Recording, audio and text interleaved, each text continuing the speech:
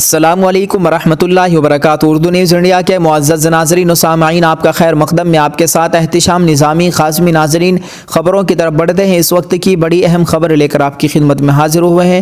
ناظرین کرام، آپ کو بتلائیں کہ بابری مسجد کے متبادل تعمیر ہونے والی مجوزہ مسجد کا ڈیزائن جاری کر دیا گیا ہے۔ بھارت کے شہر ایودھیا میں بابری مسجد کی اراضی کے بدلے دی جانے والی 5 ایکڑ زمین پر تعمیر کی جانے والی مجوزہ مسجد کا ڈیزائن سنی سینٹرل وقف بورڈ نے جاری کر دیا ہے۔ یہ مسجد ایودھیا کے قریب موضع دھنی پور میں بنائی جائے گی، جو کہ بابری مسجد کے اصل مقام سے 20 کلومیٹر دور ہے۔ ناظرین کرام، آپ کو بتلاتے چلے کہ بھارت کی سپریم کورٹ نے 9 نومبر 2019 کو بابری مسجد رام مندر تنازع میں سنائے جانے والے فیصلے میں مسجد کی اراضی رام مندر کی تعمیر کے لیے ہندوؤں کو دینے کا حکم دیا تھا، اور ریاست اتر پردیش کی حکومت کو ہدایت دی تھی کہ وہ اس کے بدلے 5 ایکڑ زمین مسلمانوں کو دے جہاں دوسری مسجد تعمیر کی جا سکے۔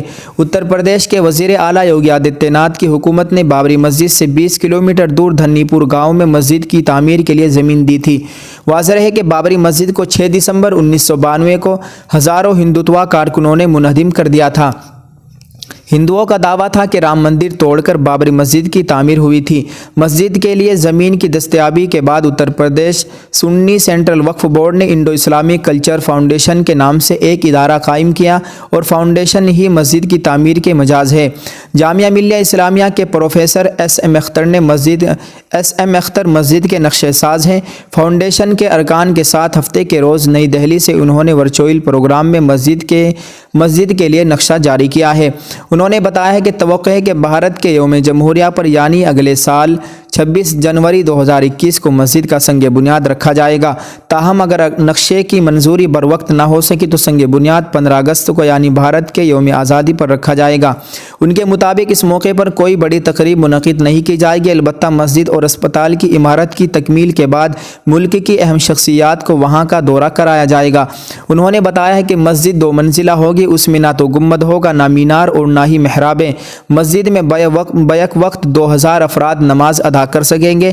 یہ بابری مسجد سے 6 گنا بڑی ہوگی۔ اس میں خواتین کی نماز کے لیے الگ انتظام ہوگا۔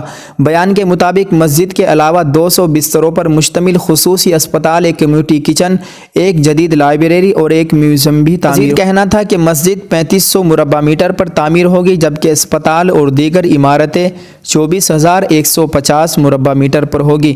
مسجد اور دیگر عمارتیں جدید طرز کی ہوگی۔ انہوں نے بتایا ہے کہ مسجد کی عمارت بیضوی شکل میں ہوگی، سولر توانائی پر مبنی خودکار بجلی اور فطری درجہ حرارت کا نظام ہوگا۔ تاہم اس کے نام کے بارے میں ابھی کوئی فیصلہ نہیں کیا جا سکا ہے۔ انڈو اسلامک کلچر فاؤنڈیشن کے سیکریٹری اطہر حسین کے مطابق یہ مسجد بابر یا کسی بادشاہ یا نواب کے نام پر نہیں ہوگی۔ انہوں نے تجویز دی ہے کہ اس کا نام دھنی پور مسجد رکھا جائے گا۔ ناظرین کرام، آپ کو بتلاتے چلے کہ ہم ہندوستان کے مسلمانوں کو حکومت کی کسی احسان کی ضرورت نہیں ہے۔ ہندوستان کے مسلمان ایسی ہزاروں مساجد بنا سکتے ہیں۔ ہم بابری مسجد کی وہ جگہ نہیں بھول سکتے جہاں بابری مسجد تھی۔